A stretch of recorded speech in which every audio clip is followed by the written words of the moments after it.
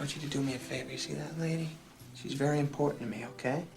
Okay. So, I want you to take extra special care of her.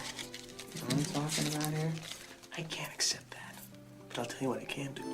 I can take extra special care of that young lady over there for nothing. Okay, I appreciate that. Have a nice afternoon. Sir, could I trouble you for a glass of warm milk? It helps put me to sleep. You could trouble me for a warm glass of shut the hell up. Now you will go to sleep, or I will put you to sleep. Check out the name tag. You're in my world now, Rambo.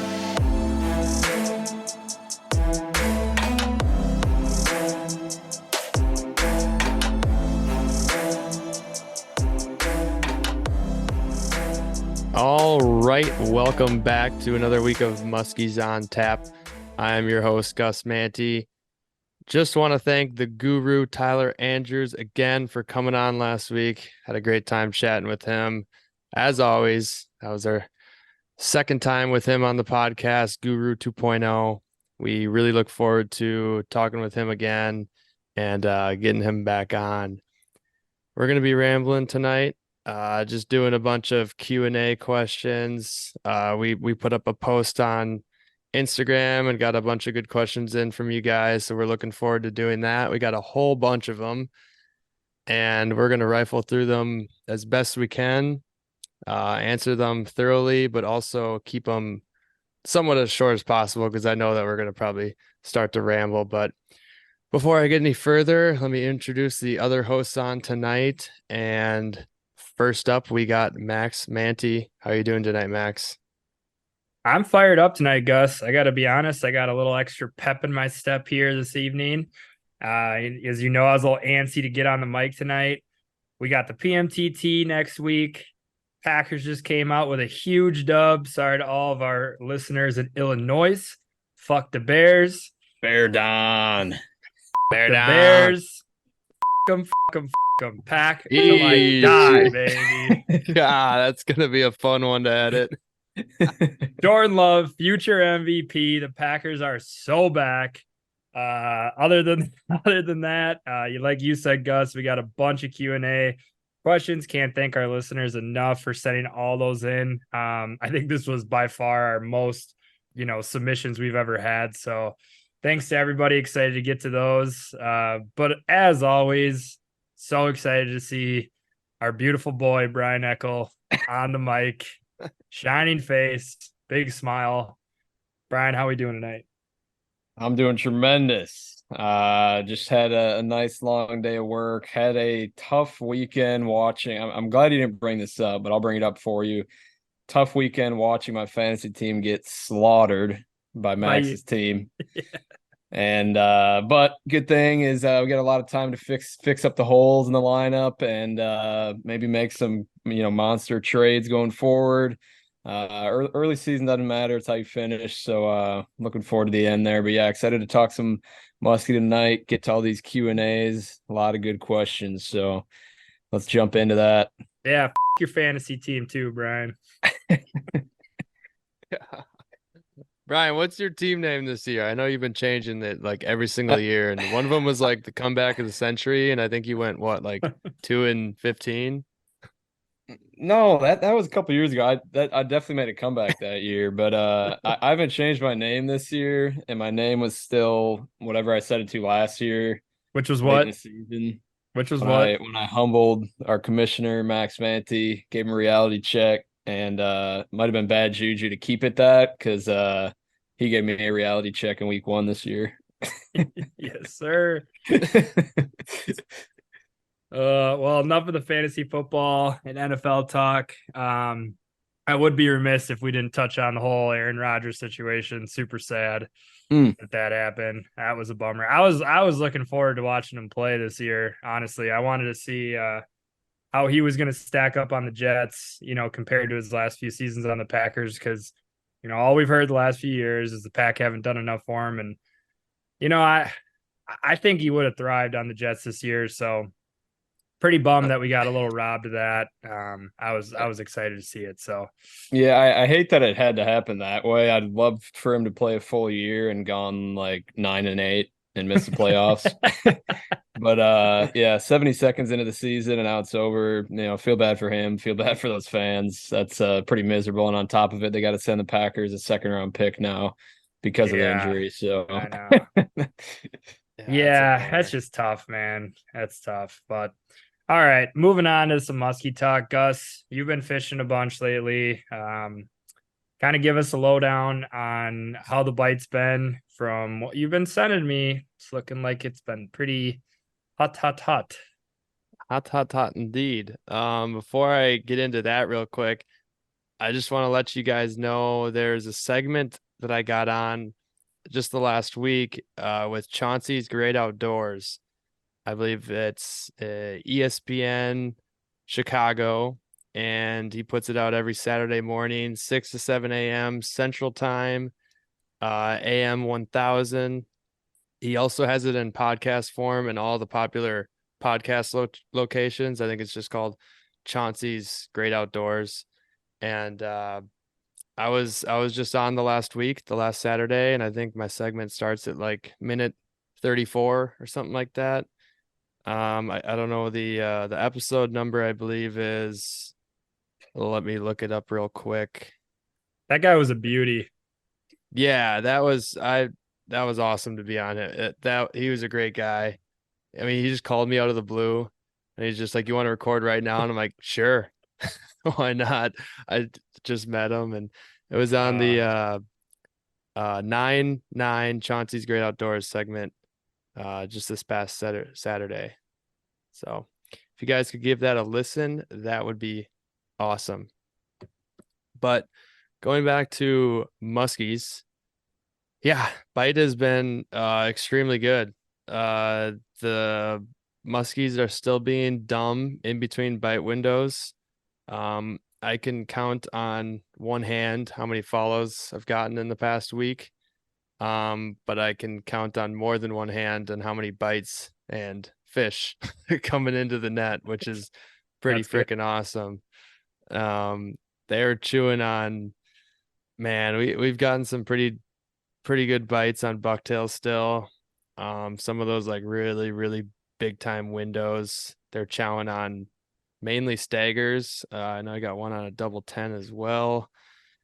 I was out with some buddies, trying to look back at some of the picks as well. I mean, it's cooling down. It's full on effects of September, fall. Leaves are starting to change even more, even though they were changing in late August. It is currently Tuesday, September 12th. This podcast will be coming out in just a few days. And today, the lowest temps I saw were about 64, highest about 65, 66. We got 2 nights in the 30s coming up. This podcast is going to come out, and there's going to be low 60 water temps easily on many lakes, even some of the bigger lakes, and for sure some of the smaller lakes. And I think there's going to be some rain coming on the weekend, and I'm predicting just the bite to continue to be really, really good. This podcast is coming out on the day of the new moon, I believe, if I'm not mistaken, by plus minus a day. I forgot to look again, but I know it's new moon week. I'm just looking forward to this. This I think it's going to continue to be good, and yeah, that's really all I can say about there. This is it, right? I mean, this window is like the Yeah, big this fish that were is deep or hanging out and not unattainable, but tough to get to for the last month and a half or so are yeah. pushed up. I mean, from what Oh you've yeah. been showing me is like you're not only catching fish, but I mean the average size of them for northern Wisconsin standards has been mostly big fish. I know you're typically throwing bigger stuff, but like it seems like that full big fish movement has been in full effect over the past, week or so. Yeah, I think it's kind of going in waves. I just saw it the other day. Got 2 mid 40s on more of a shallow stained lake in some very shallow water during a big bite window on bucktails. And I think that's like the movement of those big fish on those lakes. And then just today I was at Deep Clear Lakes, and the biggest was the low 40s and had a few other hits and caught a low to mid 30s. And I think that's like the first movement. So they're like coming in waves. And I Mhm. think those shallow, when this comes out, I still think shallow stained, brown, green, any of the colored stained waters are going to be like electric and absolute fire for a little bit. And then they might dull down. And I think following, you're going to get some big fish movements on deep, clear lakes with a lot of rock, minimal weeds, typically Cisco base. So I think that's what I'm seeing. I'm fishing structure on the deeper lakes, still mid lake stuff, but casting to the crowns of all the structure, trying to hit all the shallowest points. And that's where the fish are coming off of. Even if it's clear water, they're still going to come off of that stuff. And for the shallow stain stuff, I'm just looking at shallow weeds pretty much. If there's a shallow rock weed transition, all the better. But that the shallow stain system's definitely in less than 7 feet of water has been pretty money. So that is the report on the week. I don't really have too much else to add other than get your jerk baits out. If the top waters and bucktails aren't working, that means they're probably going on pull pause jerk baits. So it is officially suic season, although the suics have still been quiet in my boat. I know that they're going to make a boom of a day at some point. At least I hope so. I'm going to be Mhm. breaking them out now. All right. And looking forward, Brian, I know that you've been kind of put on ice here over the past few weeks for fishing, but we just kind of rallied the troops. We got a little bit of a Musky Bender 2.0 type weekend ahead of us this fall. You excited to get back out on the water there? I Kid, a am. few weeks. Yeah. I think it'll be a lot of fun. One of our buddies just got a pretty choice new boat, so excited to get some casting on that, and yeah, maybe cut down on some of the sleeping we did last time. Maybe fish a little bit later into the night, so we'll I don't see. know about that. It's gonna be cold. Are you gonna come and meet us for the PMTT, you think, or is that still TBD with work? Yeah, still a little TBD. That'll I don't know. We'll see. I'll try and make it work. I'd love to get up to the Chip, one of my favorite bodies of water that I've barely ever fished, but Yeah. I mean, love to get it's time out there when I can. pretty much like everything your dreams are made of in Yeah, it musky is. fishing, in musky Yeah. fishing world. Yeah, it's my fishing wet dreams is a structure in Lake Chip. Just shallow, nasty Stumpy, lily pad, Island, peninsula. island. Oh man. All right. Should we dive into this Q&A? I think we ended up getting like 50 plus questions. So I don't know if we're going to be able to get to them all. But we're going to try here. So it's going to be like a rapid fire Q&A type podcast. So you guys ready to fire that up? I'm ready. Let's get Let's it. rip it. All right. Got to put the brains on here. First question's coming from Tyler Eggenberger. Shout out, Tyler. Shout out. I get this question a lot, and I believe it's a good topic. When to start dragging suckers and when to start fishing fall deep. I see and hear of a surprising amount of people struggle in early fall because they're dragging suckers on breaks and deep weeds before turnover happens. When should they be up shallow burning blades in top water? Right now. Right now. Yeah. Right now. Absolutely right now. I know looking back at last year, we still got some really, really big sucker bites in like 5 feet of water and heavy weed cover after moving fish on jerk baits, top water, bucktails. That I would say for the most part, get those suckers in shallow when your water temp is still above 60. Like this is when they're pushed up big time. And I will wait to go on like they're going to be near the deepest water still, and near the steep breaks. There might be some fish set up on steep breaks now, but they're going to be shallower, and you're going to have to pull them off the structure to take down the sucker. But I typically wait until post turnover to start putting stuff deep and go deep. Well, I mean, like we've had good success, honestly. this time of year, dragging suckers in weeds, it's a pain in the ass, but Yep. it's fine to put that boat side sucker a foot down. And if you have another one running underneath a float, to put that a foot down. And Yeah, like I if said, anything. it can be a pain in the ass, but like we've had some really good bites that way, fishing in 4, 5, 6 feet of water with a sucker right underneath the boat. I'll ask you guys this quick like follow-up question, just so we don't spend 20 minutes on this first question. But I know like we always leave if we're fishing weeds in the fall and we have suckers, like you said, leaving it like, a foot under the boat and the drop down rod or the rod and the bobber farther back. We do that typically in like stained water, murky water, brackish looking water. Do you think like people should be hesitant to do that in clear water to just put it a foot below the boat? Or have you done that, Gus? Have you hit up a clear lake with suckers and put it a foot down? I have not done a foot.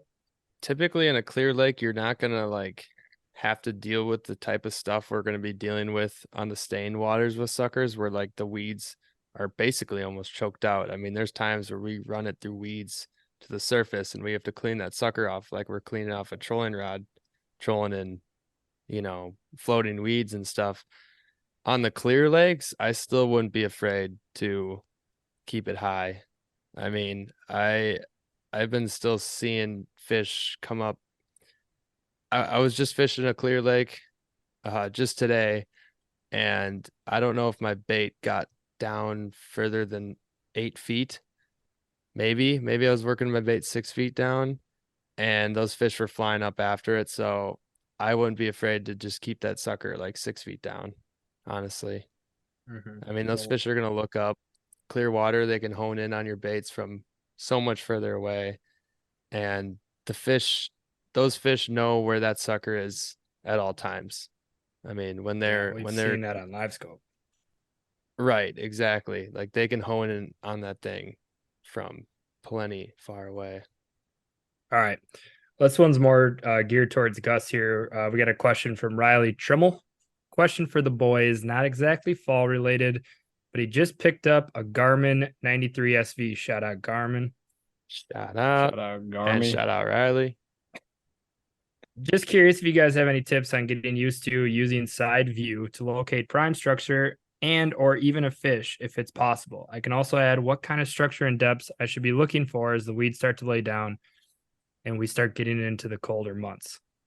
For the last part, once you get into the colder months, the weeds are going to die off, and definitely going to be looking for, I think I mentioned this earlier, is like rock weed transitions has definitely been pretty key.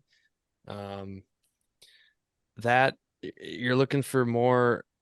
So I guess if you haven't really like seen it on side image, I would definitely do a lot of research on like YouTube, kind of looking up or using even like the demo to see like what rocks look like as opposed to weeds. Weeds are going to look fluffy. At least that's what I like to call them on side image. Rocks are going to be just round and they're going to be very obvious when they're rocks. They're going to be like since they're so like dense, it's a hard return. So all the rocks are going to be very, very dark. And then, or the shadow of it. And then the rock itself is going to be very, very bright because it's such a hard return. And for seeing stuff on side image, man, I just run the YouTube settings on like basic. I looked it up, Garmin best settings. I copied everything. I run at 100 feet left and right almost all the time. When I'm trolling, I shorten it so I can see stuff a little bit better when I'm going faster. I run it at the 1070 kilohertz, I think, which is like kind of, I think the highest you can go there. So yeah, those are the typical, main settings that I run on side image to just see the structure, see the cover, see the fish. And I also will use it to find like rock to sand or rock to mud transitions, which is usually dictated by a drop off of some kind. And that's kind of usually how I hold my boat onto spots, is kind of keeping it on the edges of there, because they won't always just be on weed edges. They'll be on other sorts of edges, just like that, like any transitional point. is what muskies like to use. And locating a fish, isn't always as easy as people might think, at least for me, because I probably see 150 muskie a day that Gus tells me that are all not muskies. Oh, there's They're one. all logs. That's just a Oh. log. That's just a log again. Oh, that's a rock. You Oh, got to yeah, train the eye. You got to train the eye. All right. Moving on. All right. Hunter Penrose. Penrose. You're fishing a tournament and you find a spot with a few fish on it. Are you staying there all day, or are you moving on and hoping you can come back and check on it if nobody else is there? Gus, you gonna spill the beans on the tournament strategy, or what are you thinking here? I don't know if I can do that. I mean, unless I think somebody's out those there in the beans have already been water. spilt. I was gonna say, I think they've probably seen what we do, and you know that we don't like to put that trolling motor up much and gun it to the next spot. We're hanging out. We found Yeah, out I that think if we it's know where fish are, you just hang out on them until they eat. yeah, that's true. I think it's a little bit lake dependent during tournaments. I mean, size of lake and amount of spots that we feel comfortable with. But yeah, if there's a pile of fish there, I mean, during the tournament hours, like you're not fishing prime time. So I think that kind of, you have to change your mindset a little bit when you're fishing from 7 to 4 or whatever typical tournament hours are. A lot of those hours are be quote unquote dead hours. So, if you know where fish are, and we've talked about this too, it's like we should probably translate a little bit more of that mentality to our normal fishing, but we still really don't when we go out Yeah, and fish for I fun. know. I know. It's But so still, weird that we fish differently. yeah, but it's just different. Tournaments are different. I don't know why, they just are. All right. I bet. Next question coming from our boy Spence. Not really Shout Shut out fishing. up. Spence. Not really fishing related here. Thoughts on Bama getting dominated by the Longhorns? Woo, great question, Spence. This one's more dictated towards Brian, who continued to hit Bama live the entire game on the wager side, and lost his whole week's pay. I was a Saban believer, and I learned the hard way. But I tell you what, Texas looks legit this year. They've been phonies for the last 10 years, but I was really impressed with their offense. They seem like the better coach team. Bama was the sloppiest I've seen them ever. I mean, penalty after penalty. I just don't know if they got the dogs that they usually do. All right. Moving And on. I'm looking at a Yeah. free loss team Yeah. in Bama. Texas is a serious playoff contender, guys. Mark my words going forward. All right. Go We're Bucks. we're gonna move on to the next question from J Poor 29. We've kind of answered this prior, but I think it'd be a good refresher. Maybe we could, who knows if we'll kind of add or get something new here. But he said, not really a question, but you guys should give out some tips for people new to muskies. So Brian, Gus, what do you guys think? Someone new to muskie fishing? I would interpret that as like brand new. What would be your like Brand new. setup? Maybe one rod, one reel, 3 baits kind of thing. All right. I mean, it's kind of hard to go budget musky fishing. I think you could probably still get away with like a setup and like a There's rod no reel such thing for as budget two- musky fishing, by the way. No, I'm gonna be horrible at that. I don't even. I know like that Pissy Fun came out with a reel that's cheap. I know. Sorry, not cheap. I've never used it, but I just know it costs less than the other. Well, brands out there. let's not assume J. I mean, I kind of ironic that his name is J. Poor, but let's not assume J. Poor is like trying to pinch pennies here. I mean, Poor. the boy might have a bag. Don't We pinch don't the even pennies. know. All right. But if we're assuming Gus, I would say your reel that you used forever, that Okuma Komodo, that's Yep, like I was. middle of the field price, and it was a really good reel. Yeah, a little over 200 or something like that, I think. And I still use that Mhm. Akuma Komodo SS. They make 2 sizes, like a 300 some size and a 400 some size. And I have the 300, and I can still use that thing to burn 9s and 10s on it on like the 6.3 to 1 gear ratio. So I think more so Yeah. he's probably looking for that. If you're looking for one reel, 6.1, 6.3 to 1 gear ratio reel, something that picks up like somewhere around maybe 30 inches per crank, you can get away with. You could still kind of pop some jerk baits and rubber with. I mean, I did it to start. I mean, for Christ's sake, frickin' use the round reels to snap rub back in the day. So I know everybody, Can be or some done. people from way back remember those days. I'm not one that It can definitely from be done. forever ago, but yeah, it can be done. You can do it with like a 6.3 to 1 gear ratio, and I rip a Mag Dog on a 6.4 one, I think it is, with like 32 inches of crank pickup, and yeah, it's not that bad. So and you can still do no a no need to go bucktail. out and buy like an 8.3 1 or whatever and a 6.2 1 right away. No, you might need like a power handle on it if you're gonna burn blades all the Yeah. time. Like that might be the one thing to have, but for the rod, man, I think you just got to go on like how tall you are, but I wouldn't go anything shorter than 8'6", and I mean if you're super tall, get some sort of like 9'6" or 10 footer, and probably stick to like a heavy. You can get away with a heavy on pretty much everything. Depending on who makes the rod, I know there's a few out there that heavies are actually medium heavies and then like some weird stuff like that. You kind of got to just look at like the lure rating. As long as it's like Good. 3 to 8 ounce Good or that like, you're simplifying things. yeah, as long as it's like four, well, I'm giving them like a You're gonna basis want to look at.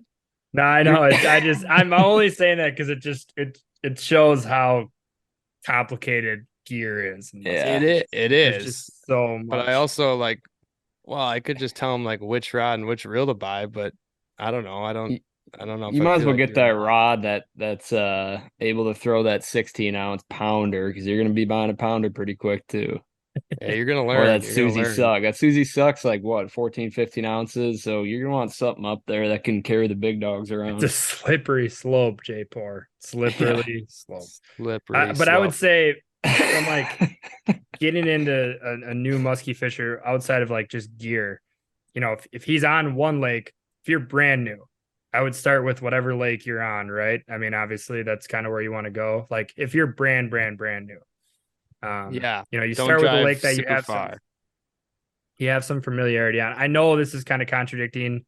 I think there's one podcast I talked about, like if you're trying to, if you're a new angler and you're trying to get better, I was kind of saying like branch out, like expand your horizons, and that will like make you learn quicker if you like fish different types of water. But if you're brand new, you got one lake, you're trying to pick it apart. A few like really key things to just figure out really quickly is, okay, is there a main lake point? Start there.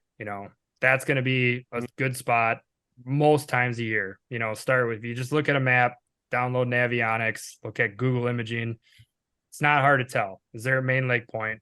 Second, I would go to, is there a predominant bay with weeds? That's Hmm. typically a good spot to be to. And then as you kind of build your Rolodex of spots in that lake from main lake points, predominant bays, start kind of looking for a little bit more intricacies on that body of water. Is there any timber, laid down wood, Cribs. cribs, rock spots? That's kind of when you start to branch off on, your wealth of knowledge as a new angler on one specific body of water. I mean, we started fishing the chain, and we're still learning new spots on the chain over the past year or two, and we've been fishing that body of water for 20 years almost now. It's kind of Hmm. crazy, 15 years. So every lake has so many like little different things within it that you can kind of become a master at. But it takes time. So just start with the very obvious stuff and then kind of work from there. In terms of baits, I mean, we've done a lot of pick three bait segments on here before, but Hmm. yeah, I would say like I mean, not to name drop, but something similar to like a 500 Booker tail, a standard bucktail presentation. Like a MEPS number Get five yourself, too.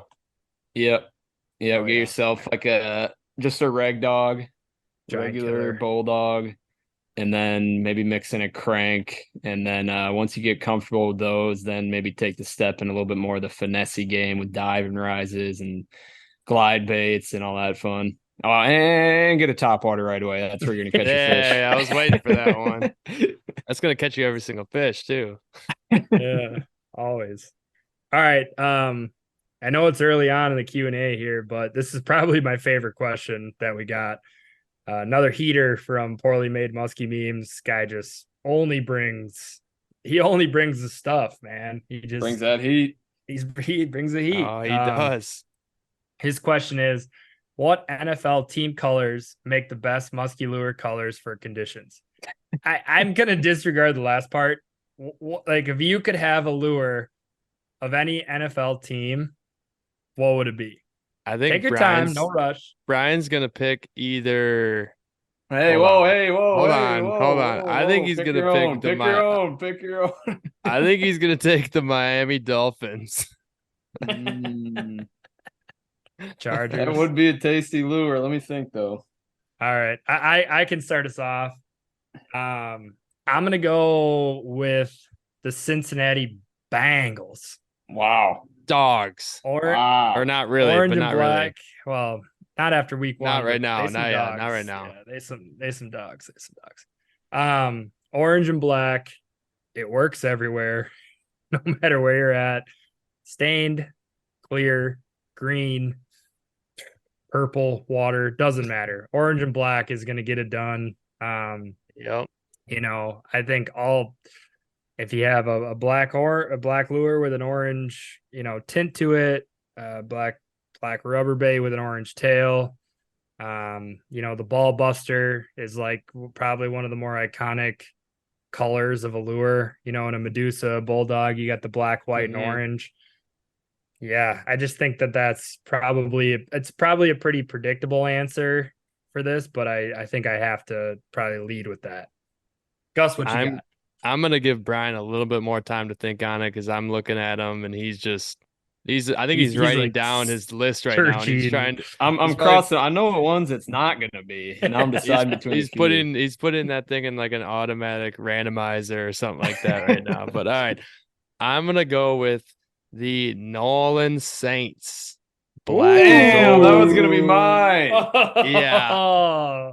Yeah, black and gold. I am a sucker for natural stuff, and I am a sucker for black and like walleye gold stuff. So I'm surprised you didn't go with the Cleveland Browns. that was my second choice. I was debating too. So Brian, you can go ahead. I don't got much else to add there other I'll than tell just you what. black and gold.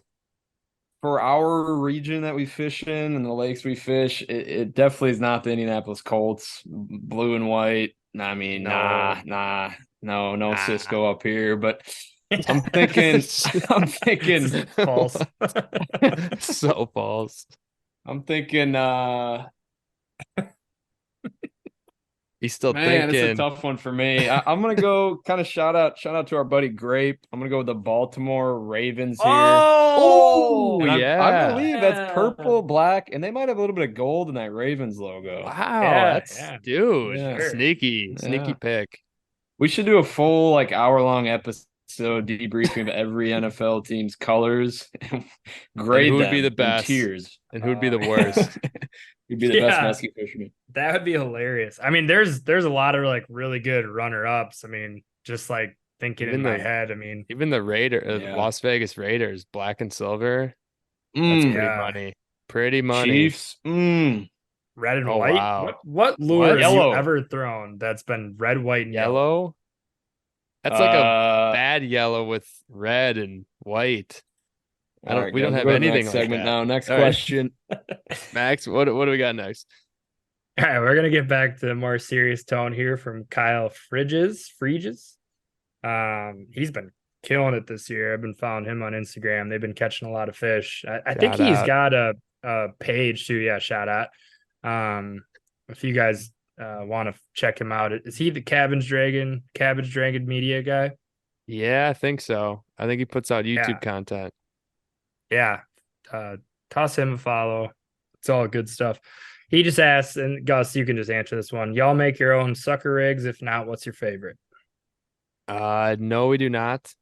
I got two that I now I've tried almost all of them. There's definitely some that I haven't tried yet, but the two that I use, the smaller suckers, I use the Z leaders. And for the bigger suckers, the Shop in Town in Eagle River, R&M Musky Shop and Tackle, they make their own custom rigs.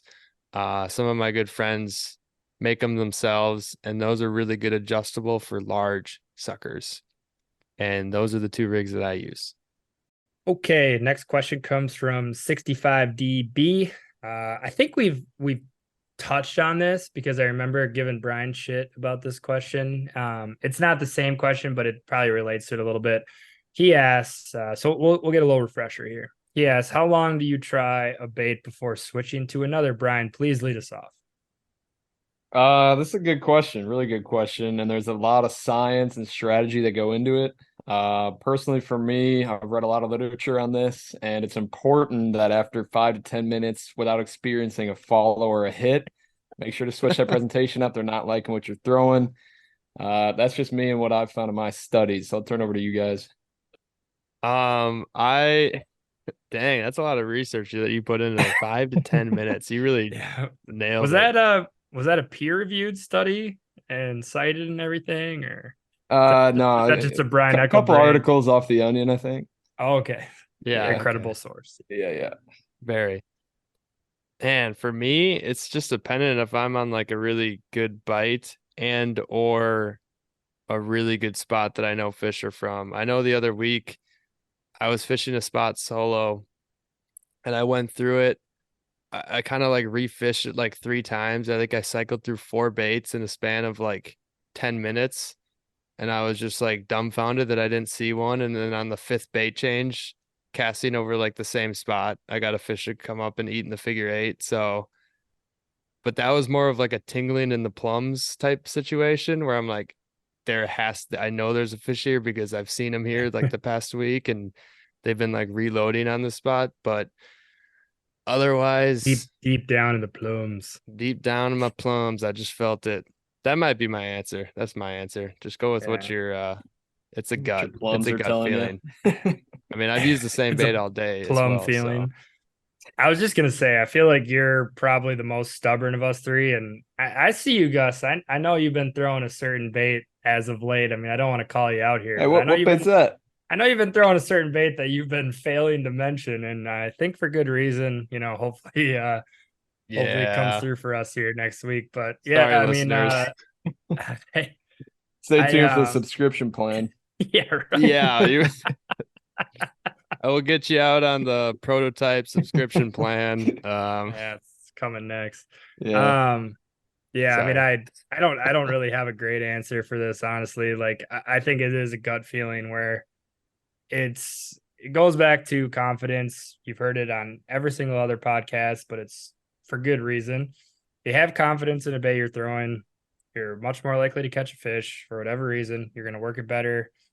So if you kind of start to lose confidence in the lure you're throwing, then I feel like for me, that's time to change. I mean, there's times where I'll change after 12 casts because I just don't like the way it's looking in the water or just don't feel good about how I'm working it that day. And that could be the same bait that I like wouldn't be able to take off my rod. You know, you'd have to like pry it off my rod days prior, but then on that specific day, it just doesn't feel right. So I'll switch. So I think for me, it just comes down to whatever, like, you know, you're talking about in your down in your plums. For me, it's like a Down in gut the feeling for plums. sure, where it's See, just like, we're all the same on that note. And my yeah, plum just give me a different read a little bit sooner than yours might, and I got to switch it up for the Yeah, confidence. you got sensitive plums. You got sensitive plums, boy. Hey, oh, hey. I was trying to do it like you got soft hands. you got soft hands, boy. Got sensitive plums.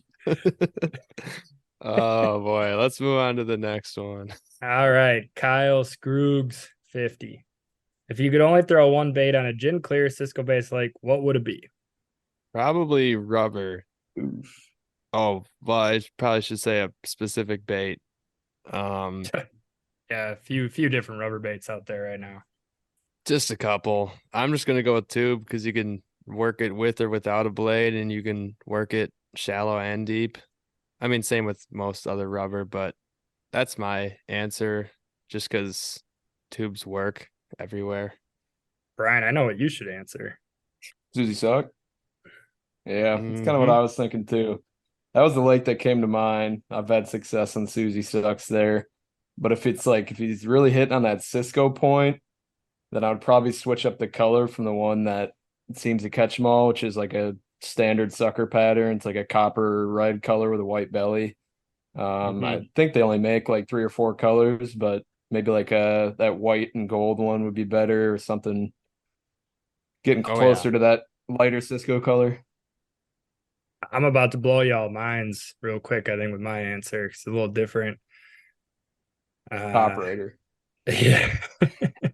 No, Navin. no. It was me, and just not only for the sake of just diversity for answers here, but I'm gonna go with a crappie colored mini grenade. It's Mm. all Oh silver yeah. grenade. Ep8 is so versatile, and I just feel like it's not, it's relatively new, but I just think like it's something different where you're able to work a blade that deep and you can work it slow. Blades are spinning, they're back, their blades are in the back, so it's a little bit different of a presentation. If you can, if you have a live scope, it's really helpful actually. A little trick of the trade here, and where live scope can kind of come into handy is if you cast a grenade out like 10 feet and you have the live scope pointed on it, you can kind of count it down and see how deep that grenade's getting on the live scope.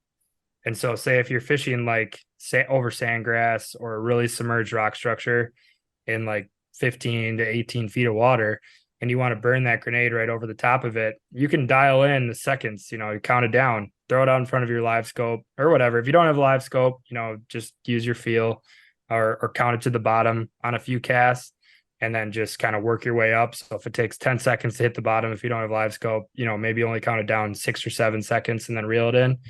But you can really get it dialed to the point where if sandgrass is coming up and say you're in 25, 30 feet of water, sandgrass is coming up 10 feet or rocks are, working it down a rock structure, you can get it to the point where you know exactly where that grenade's at and it's going to stay there.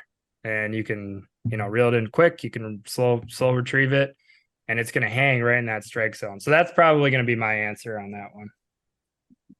That is a solid answer. Very versatile bucktail that can probably get her done any month of the open water season. Mm-hmm. All right, Gus, this one's for you. It's coming from Josh WW3. WWW3. Shout out W. WW. Shout out WWW. Best way to store big rubber baits. So I use the floor of the truck in the trunk, and then I take them out of the trunk floor and I put them on the floor of the boat the day All I right. use them. And Perfect that's answer. That's I was gonna say that jokingly, but Yes. throw them on the floor of your boat. Um, No, that's literally what I for pounders. Yeah. Mag dogs can go in the wreck and rack and the Lakewood that I have pretty easily. The pounders lay down there just a little bit weird. The husky deuces are weird. They just I don't know. I just try to not take like a billion of them. I'll just take like 1 or 2 pounders at a time and maybe 1 or 2 husky deuces at a time. Only the day that like I want to use them. I mean, the days that I don't bring them, I don't think I've been out where I'm like, ah, shit, I forgot the husky deuce. Like I can make right. do with maybe a reg deuce or a mag dog, but Right. yeah, literally floor of the truck, floor of the boat. Pretty All horrible right. answer, but that's what I do. Well, we're going to follow that one up by an answer that I think will be just a little bit longer here. And if I said the poorly made musky memes was my favorite question, this would be like the one that was 1A. This is probably 1B. Northwoods _ musky. He asks stories of encounters / catches of 50+ inch fish from the Northwoods of Wisconsin this season. I'm going to kind of open that up to at any time in our careers. Just because I think this season, we don't think we've laid eyes on a 50-incher. To my knowledge, I mean, in the you claim northwoods of to have. Wisconsin. Oh, yeah, Wisconsin. Sorry. Oh, I mean, Northwoods, vermilion, that yeah. fish was Yeah, 74 inches. 85. Yeah, I yeah. don't know. That thing We was already 6 touched feet on long. that. Yep. I don't know Oh who wants to man. start here because I think we've all had I feel some. like I've told stories of all of mine. Did I think I I told mine as well. I think told the the kinked sucker out story. bucktail one? I mean, yeah, I don't know. Well, I mean, What we was got some yours new again, Brian? listeners, so I'm just thinking of like the last giant fish that was botched in the eight. And this was last summer when I was on the spinning rod because we didn't see a muskie for 48 hours and we were just catching Oh, pike every that other one. cast. Yeah, that one was Uh, funny. I didn't actually see the length of this fish. It just turned on me like 5 feet out from the boat, and it looked like it was 1.5 feet tall. So, but yeah, that was on a spinning rod retrieving a muskie killer that was kinked out in the leader. So nothing was spinning, like it was just a blob of hair floating through the water, and this giant fish turns away from it 5 feet from the boat. And I probably would have been screwed because it was on a medium light, just small trying little to feel dinky some. rod. Yeah, I was trying to feel some little pike, and sure enough, first muskie of the day. Yeah, I and that was on never a not a big Northwoods, Wisconsin lake. No, No. and I never got to lay full eyes onto it, but I think one of the last weeks of like August last year, I fished that spot where you had that fish up, Brian, a lot over the summer, and I think it wasn't until August I had that thing boil on a bucktail about 10, 15 feet from the boat, and I saw the flash and boil, and I'm like, there ain't no way that was a small fish. And I'm looking down Yeah. at the GPS and I'm like, oh, we're on that waypoint. And I'm like, holy, that that's that fish. Yeah. It's got And shoulders. and obviously we're not named the lake at all, but I did get insider info. And I think I did tell you this, that there was a 50 caught off that lake this summer. So Yeah. Damn Probably on shame. that spot too. Yeah. probably because that's where the big ones sit in that lake. So Gus, I mean, we do have some new listeners, so again, I don't want to bring it up. And if you've heard this story before, apologies. But Oh, can you suckerfish. can you dive into the suckerfish? Because I think it's a good story, and if sure. anybody is new, I think it's Yeah. not to bring it up again. I know it's kind of a sensitive topic, but Sure, I'll go Uh, one more night without sleep. brother, yeah, no, I think about that one a good bit. I'm trying to visualize that thing still to this day, and it's getting a little hazier. But Max and I were out sucker fishing in October, oh man, a couple of years ago, and we're hitting up a fairly clear, big body of water that I think at the time we still didn't know a lot about, but we wanted to know more. it was And my first. It was our first time on it. it was our It first was both time. of ours. Yeah, both of Oh our first no, time on it. that's okay, that's right. I was trying to remember that. I think yeah, okay, that makes sense. And we were just drifting through some pretty shallow stuff, and I think it was pre-turnover yet. I think I looked back at the notes and the water temp was still above turnover time. And Max spotted the fish first, correct? Yes. Yeah, out of the back of the boat following the sucker and kind of like tried to whisper to me to come look at it so we could both just stare at this behemoth following our sucker for about 20 minutes behind the boat or so. I believe that's what it was. I ended up putting down like 3 or 4 waypoints as we just wind drifted, watching this fish follow and put its nose up to the sucker, and then it finally left and we decided to go fish somewhere else or keep fishing that shoreline. And then we ended up picking up our dad at the boat Well, landing. don't forget it followed the other sucker we had out too when we were moving spots. We reeled in the back sucker. It Oh had left yeah. the both side sucker, went to the back sucker. We Yeah, reeled it in. All of a sudden, we just saw this blimp following in our back sucker. that's I mean, we probably right. messed around with that fish for over an hour. I don't know if I remember it being that long, but it could have. I know it felt like an eternity, but either way, it left finally after it followed both suckers, and we picked up our dad.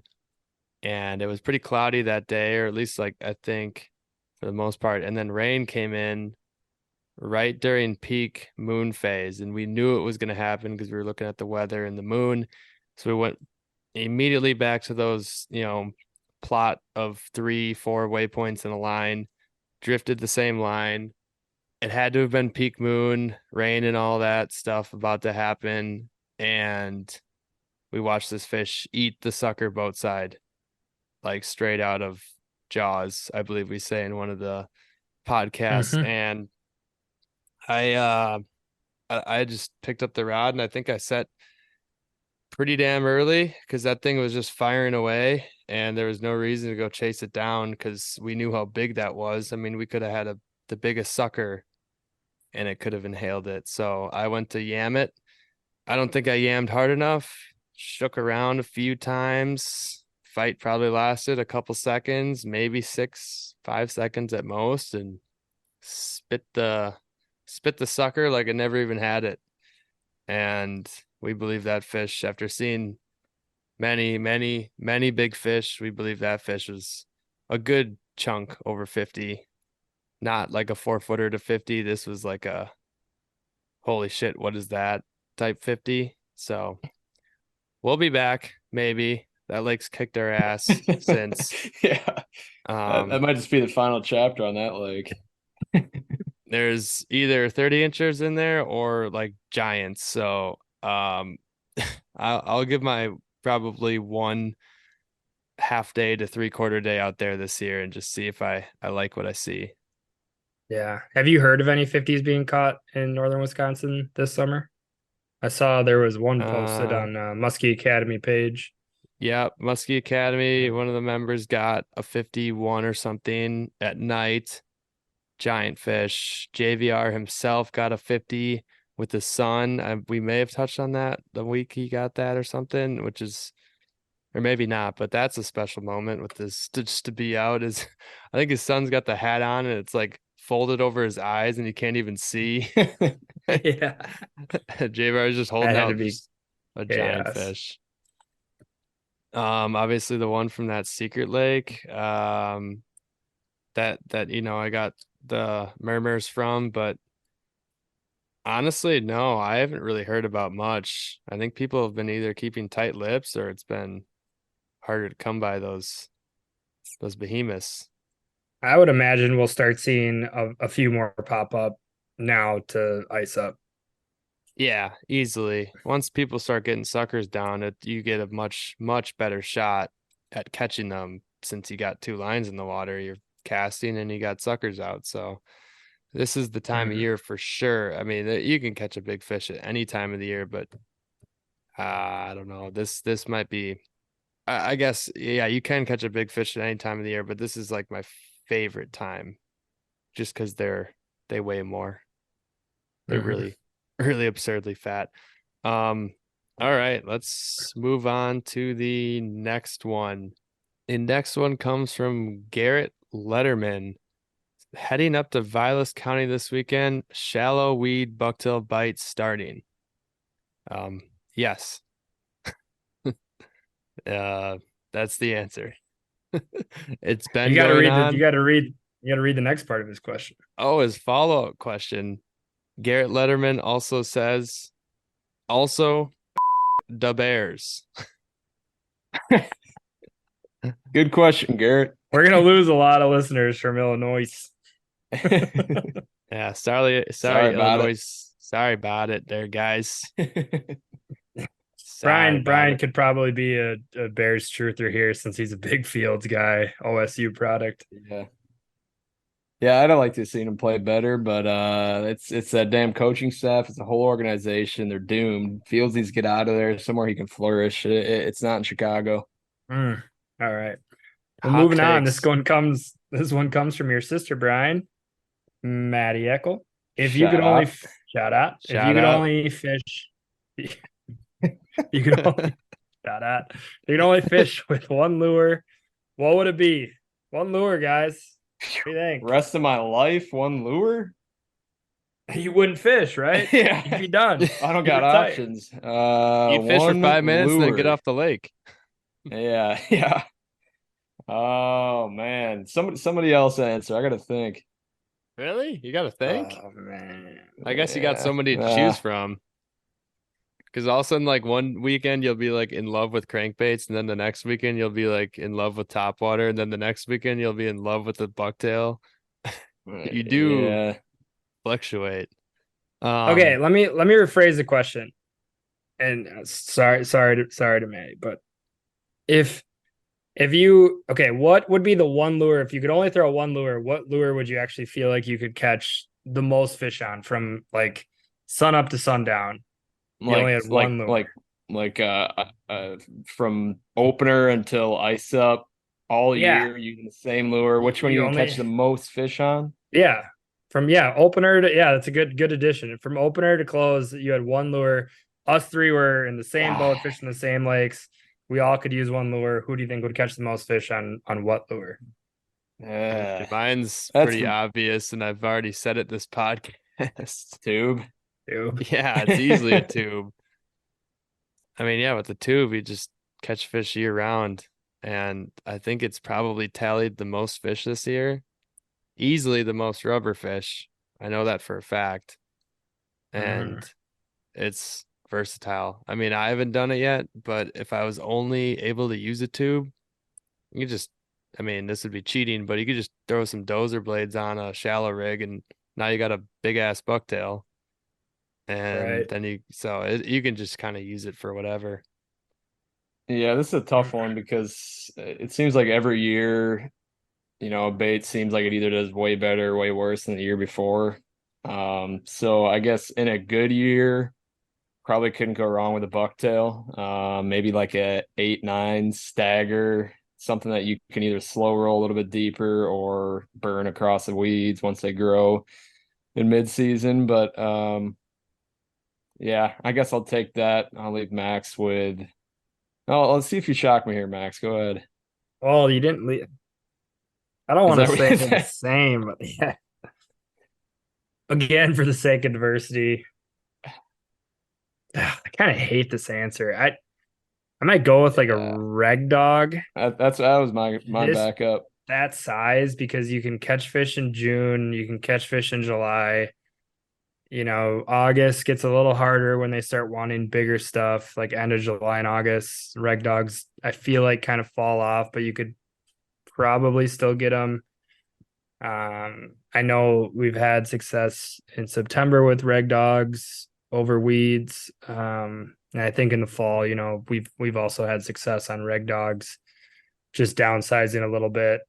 So yeah, I'd probably go reg dog just because you can catch it's a bait that you can catch fish on year round. Like there are certain baits that would be you can catch fish on any bait any time of year, in the right circumstances and everything lines up perfect. But that's a bait that you can probably be a little bit more versatile with. So yeah, that's I agree probably there. what I would say. Side note on this, I just thought of this in my head. It's a very short thing, but I don't know if you guys realize this year, but we have at least I know I haven't. I haven't even moved a fish on a size 7 fluted Indiana blade bucktail this year. And that's usually dynamite for us in hard conditions when we can't seem to figure something out. Just throw on like a 700 booger tail or any of those like size 7 fluted Indianas that people make, like Mayhem, and I think Pandemonium makes one. Haven't even moved a fish yet this year, and I've used it, and that's usually been killer. Yeah. It just kind of crossed my mind. So like that's like a weird thing where like baits have their years, because that bait. Yeah. So all right. Anyways, next question. All right. Next question comes from Bigfoot_Baits. Should you fish slow and steady or turn and burn so you can cover more water? I think if I had to guess, Gus, your answer is going to be it depends. I mean, yeah, it depends on like what you're going to be fishing for. If you're fishing a new lake, probably turn and burn to cover water and then go back to what you like. You cover more spots. Hopefully you contact a fish or catch one. That's obviously that's like a super big plus. But I mean, I've even been in situations on new lakes or places that we're pre-fishing for that we are turning and burning spots. And I just like the way it looks on side image, or I mark a little bit of extra bait there and just throw down a waypoint and go back to it later and then work it really, really methodically and maybe twice over with different lures. But other than that, if I know exactly where fish are in a lake, I fish really slow. Like I like to sometimes keep the boat going from like point 0.3 to point 0.5 miles an hour. Whereas if I'm going fast, it's like point 0.8 to 1 mile an hour for, burning spots. That's my answer. Sorry, guys. I probably covered like all of that. Yeah, no, it's all good. I mean, we've still got a few more questions to go, so Might as well um, keep but rolling through. Yeah. keep it rolling. I really like this question, and I'm curious to hear your guys' answer. So, uh, Geist Fishing Co. asks, I have 1 week to break down a new body of water, early fall, Upper Peninsula, Clearwater, Bigger Lake. If it's the lake I'm thinking of, I'd be curious to hear how you do. Yeah. Yeah. I'd be Because shocked if it wasn't that there's lake, not honestly. many musky lakes that kind of fit the criteria. There's a little bit more to the question, but I don't want to give too much away. If I'm bored at night and it is the lake I'm thinking of, I'd be happy to kind of shoot some ideas your way. Because it's a lake that we have not gotten to yet, but I do want to go fish it. But Gus, Gus and Brian, what would you guys say if you got 1 week to kind of break down a new body of water? You know, it Early particularly fall. a early fall and a very clear body of water, like gin clear. What would you guys think you'd start with? Okay. First, I would study the map like crazy on the lake. And if the map sucks, then you're going to have to do a little bit more digging on water for sure. I would probably look for the shallowest cover next to the deepest, steepest water for this time of year, since fish are going to set up on steep breaks. But then again, like they're probably going to be shallower or on structure for this early fall time, or at least a lot of fish that are active. I mean, there could be fish anywhere on any given day, but the active fish for sure are going to be kind of up on that stuff. And on the clear bodies of water, I would 100% look for reeds. Reeds usually indicate hard bottom and sand and rocks and gravel. And that can be really deadly on cold fronts. Also, just like buried in the weeds, potentially still, even on a clear lake. Assuming that this lake has a lot of weeds, sometimes clear lakes don't have very many weeds. If you can locate them and they're still green, I would fish them. I don't know if I would personally fish it a lot if they're brown or completely decaying. I've seen many times fish push off of weeds that are decaying in a weed bed in late September and early October, lake dependent. So I'd mainly I would look for just the two key areas, just the steep and deep. Hopefully it's got rocks and timber, and then look for the shallow stuff near reeds, hopefully rock flats, sand flats, gravel flats. And that's what I would probably start fishing first. Yeah, I would just say it's going to be tough to really get a grasp on kind of the flow of the lake if you're fishing a gin clear lake on a bluebird day. Just because fish are sensitive to light and they're going to either be suctioned into the weeds, staying hidden for most of the day, or they're going to be going into their deeper holes and just nestling down a little harder to find or not active at all. So maybe really hammered on those overcast days or early in the morning or last light at night. Um, start fishing with your confident spots in the low light, whether it's a weed flat or rock edge or drop off, and go from there, adjust accordingly. But yeah, I mean, if it was me, definitely give it hell during your major and minor, because that's when you're really going to move fish and start to understand potentially what these fish do on this lake.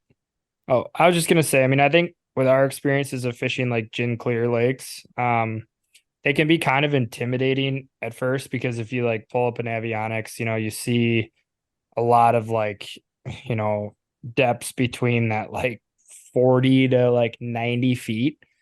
And unless you're like going out and trying to chase Cisco pods, like, obviously that's a good way to catch like clear water muskie in open water chasing Cisco fish. But like the one thing that I would say about gin clear lakes is like there is a lot of dead water. And so you can kind of simplify the lake a lot actually, because if you go to a body of water that's gin clear and has a lot of deep water and you're not going to do the open water thing, you can pretty much start to X out a lot of the dead water that is on that lake and just focus on maybe like 3 or 4 spots that you feel good about that are either holding, like Gus said, green weeds or, like a rock bar that, comes up, say call it it's in 40 feet of water and a rock bar comes up to 25, 20 feet.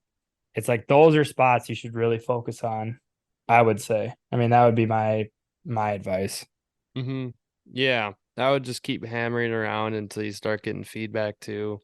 And with Brian's mention of the low light and sunny days, when it's sunny and calm or something like that, and you don't feel like you're gonna be able to like get a bite out or the bite feels dead, that's when I would utilize driving around and visually looking for these bars that I'm kind of talking about. You probably don't have to drive right over the top of them to find them, because if it's bright and sunny, you can see them from a mile away, and then you can have them mapped out, ready to roll for sunset last light. You throw on like a top water or a slow roll bucktail over like a gravel bar next to the reeds or something like that, and that might be dynamite. So definitely just kind of look for all those like key things that we just talked about there, and hopefully you bag a early fall giant. Next question comes from Braxton Steedle. When do you transition to live bait? Now. Now the water temps are, I don't know if I even talked about water temps yet. The water temps are dipping into the mid 60s, and this is pretty much when every year will start running a sucker on and off, especially on the cold front days. And yeah, this is the time. Mid-September is definitely when I start at all times, and where I feel like I can keep a sucker alive long enough to make it a viable option, because they'll eat suckers every month of the year. I've never run them in June, July, and August, but I know that they will eat them. But this is when I run them because they can stay alive a lot longer. Sounds good. All right. CS Scott 1038 asks, "Ooh, controversial. Do you think the Hayward record was faked? Also want to go fishing next week." I'll say this, damn it. I'm willing to believe that record was real, because I mean that kind of fish has to come out of the flowy. It's a fish heaven, it's an angler's heaven, and I'm here to believe it. And I'm not diving into this conspiracy bullshit on Lake Chippy. I ain't doing that. Brian is the complete believer. Everyone message Muskies on tap and tear Brian apart. The mainstream media is lying to you. Fake news media wants you to believe the record came out of the Chip Flowy. Just that more people can come to the area, attract more tourists. That's totally not what it's about, though. I think it's pretty well documented at this point that it was pretty much false news. Unfortunately, I mean, the dude that caught it's like 5'2" or something like that. It's like, of course, it's gonna look big next to him. I don't know. I don't have much info other than I don't know about that one. Sorry, Brian, on the Chip Flowy. There's probably some very, very large fish still in there. I'd be curious. I mean, somebody like the Senates or somebody that's fished the Chip Flowage now for a long time and got it out there. I'm sure they got some stories of seeing some pretty large fish.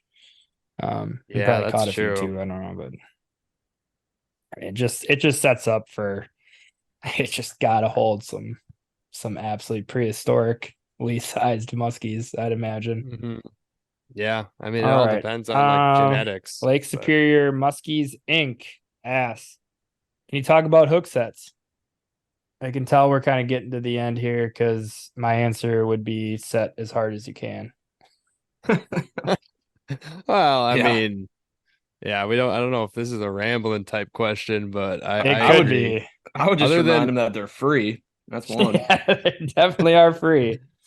And then I guess the top water don't set until you really feel it. Mm-hmm. And also, that's- don't change your rod angle as best you can after you set and hook the fish. Yep, set. And oh yeah, when you set the hook, start reeling a lot. Like reel down a lot. Drive that hook into the fish's face. Set the hook, reel down, and keep reeling. All right. Well, that's going to do it for our Q&A. Apologies to everybody who got left out there if there was a few. Got a lot of really good questions for everyone, so maybe we'll store a few of the ones that we didn't get to. We'll store away a few of those that we didn't get to for maybe next time if the Q&A is a little lighter, but our prima donna Brian has to get up in 6 hours from now for surgery. So Prima donna. When you're scratching the boogies out of your eyes at 9 a.m., give me a call, dog. I'll be eating lunch. That was fighting words, brother. Yeah. I'll be up that early, Brian. You don't see me. 85 hours. You got soft hands, brother. Oh man. All right. Well, we're gonna move on quickly to our common man muskie segment, and we only have 2 submissions this week, but they're 2 really good submissions. So excited to talk about those. Actually, we have 3 submissions this week. My bad. All right. So actually a guy that wrote in a Q&A, Garrett Letterman, he messaged me about a beautiful Canadian fish that he got here. Story goes, and this is, personally my favorite is when you get people hooked on musky fishing. This one kind of fits that bill. So he went to Canada with a guy, his cousin actually, who is a bass fisherman. He put in quotation, hard to claim him as family. I thought that was pretty funny. Doesn't fish for Nice. muskies much. Showed him how to use one of his 10-inch weighted suics off the dock his first night there. First cast, gets a low 30-inch pike. He goes, okay, I'll use this the next day. They head to the first spot for the night. Second cast, he yells, got one. He thinks he's messing with him. All hell breaks loose. Net it perfectly. Was a 48-inch muskie. He goes, welcome to Canada, you lucky shit. Yeah. What? And he said that when the guy, his cousin, held up the fish, he's like, I didn't even think they got this heavy.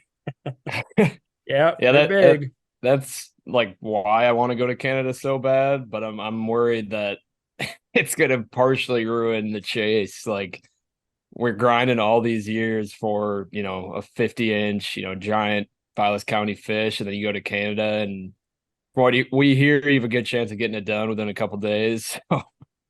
Yeah, that's incredible story though. I think that Vilas County 50 though will always be a fun thing because of the chase. rarity of it. Yeah, exactly. All right, moving on. All right, we got Northern Tackle. Shout out Northern Tackle. If you guys haven't seen his page, toss him a follow. He makes a bunch of really cool designs. So if any of you guys are listening to this that do, fishing content or whatever, reach out to him. He makes a lot of really cool logos and stuff. I know he does some stuff for Tom Booley, who I'm sure you guys are familiar with. But anyways, he messaged me that he caught his PB on a sucker last spot of the day. Beautiful 43.5-inch muskie that ate the sucker off the surface of the water. So I'm sure that was probably a pretty cool visual. They had moved a giant fish in that spot before. So they were hoping that it was going to be that big one. But ended up getting his PB on a sucker while the sucker was, on the surface of the water. So was that from this year? Yes, I believe so. Yeah, he's already moving sucker fish. No, it was definitely not because it was a prime crisp mid-October day. Oh, okay. Gotcha. He said weather is juicy, sky cloudy, colors of the leaves at peak. I mean, that's can't when wait. When you're talking about sucker fishing, that's like chef's Pinnacle. kiss. Peak. And he also caught a 41 that day too on a sucker. So good day Damn. for him. All right. The last one comes from John Gessler. Love this story. Hits a little bit home here. So he said, "Hey boys, love the pod. I always listen. I'm from Minneapolis. Shout out Minneapolis. Shout out. I am fishing near Hayward, Wisconsin. I heard about crane baits from you guys. Finally brought one Wow. prior to the trip, and it paid off. Also, I know Minnesota has some big fish, but in my experience, these northern Wisconsin greenies are absolute tanks and fight like no other." Yep. Correct, sir. Yes, sir. Love to hear that. He caught a beautiful, I believe it was about a 44-inch, 45-inch muskie on a crane bait, 208. 208 crane, man. Gets it done. Wow. Yeah. And That's that was wild. recently That's awesome. too. Yeah. So I don't know if that was his PB or what, but yeah, it's always cool to hear other people using those crane baits. I think they're awesome baits, super versatile. We don't have any connection to Bill Crane, the guy who makes them. He has no idea who we are. Nope. I couldn't pick him out of a lineup, but Shout out Bill Crane, though. Shout out Bill Crane. Damn. Shout out. All right, well, that's gonna wrap it up for the Common Man Muskie segment. Eventually, we'll get around to posting these pictures? Question mark. Yeah. Why don't you we set a will. reminder We on your will. phone for like Friday? Yeah, right after this pod comes out, Friday. All right. Well, we'll do our best. It's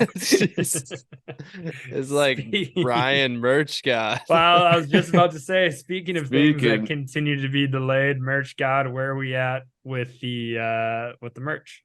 Hold on, I gotta pull up my letter for my corporate connections here. Let me see. Appreciate you. Looks like we do have an official day now. Sweatshirts will be arriving in hand early next week. So we are within. Do we have a not a day? day. Do we have a day or do we not have a day? It looks like Tuesday. We're not gonna make any promises there. We'll I call think it early Tuesday's next correct. week. Maybe FedEx is balling. They'll show up Monday. Who knows? So yeah, 1 week out. And we got a little bit of stickers coming along with them. So yeah, excited to get those. And I think this weekend, or maybe we wait till next week, either this weekend or next week, we'll be posting some of the giveaway rules, the entry for it, and giving away a sweatshirt. Yeah. So my lawyerly disclaimer here, these rules are subject to change. But what are you guys thinking for the giveaway? Like how do we want to do this? I will say, I want to preface, like, the sweatshirts we got are badass. I'm not trying to pump them up, but they are. The sweatshirts that we got, that Brian, Gus, and I got, and some of our family members got on the first kind of go around. We just did like a local batch from like a local supplier. And it wasn't the local supplier's fault. It's just the ones we got. They're really cool and like they work, but I mean, the quality is shit. They started to kind of like beat up and kind of just kind of Didn't have the longevity, but I'm still wearing the crap out of it. Yeah, we don't want to sell those. Like we don't want to sell sweatshirts that are going to fall apart. So the ones we got are really good quality. We're really excited for them. They are going to be, like probably $10 more than the ones that we originally thought we were going to order. But I think with kind of upgrading to that upper echelon of quality, like they'll last a lot longer. They look cooler, in my opinion, too. So I think it's going to be better. Hopefully you guys don't bitch at us because they're going to end up being like $50, but we're 55. I don't know, $55. Yeah, 55. Maybe by the time they get here, it'll be like $100, but who knows?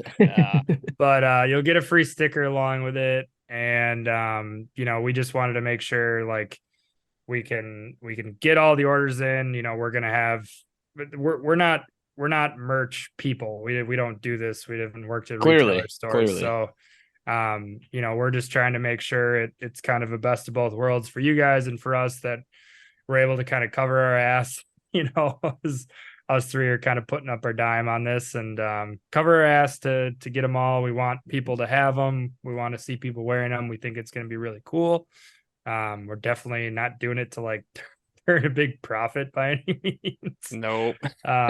So, you know, that's kind of our goals. Like we want cool, really cool stuff that looks good, that feels good, that you guys can fish in, that you can do a bunch of stuff in. It's going to drop perfect timing for when the weather starts to cool down. So I think it'll all end up working out. That's kind of my little rant. So sorry for going on about it. Just wanted to kind of clear the No, air there. that's perfect. We also got the pint glasses in, the Muskies on Tap logo on a pint glass to pour your ice cold Busch Light Sudsy peach boy. into. Yep. And Sudsy honestly boy. don't even know what color it looks like. I just drink it out of the can. I've never even seen it yet. Oh God, you don't know if you want to. Yeah, that's Maybe not. That one's not going to look like a nice amber in the glass or like a tall No, blonde or yeah. something. But Oh yeah. But yeah, so for the give. Hey yo, So for the it's getting late, boys. It's getting late. We're getting We need to loopy, man. wrap Minds are this starting to up. wander. whoever's still listening to this right now, shout out to you. Shout Yeah, out. big shout out. So Brian, as the merch god, you know, dealer, everything of that nature, how do you see the merch giveaway going?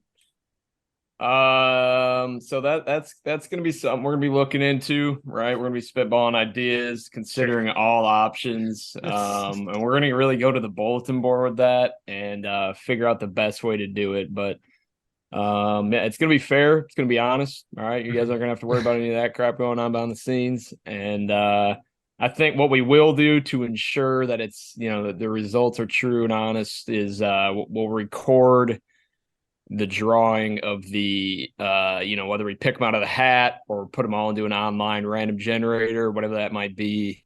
There will be evidence of that, so stay tuned for the footage there.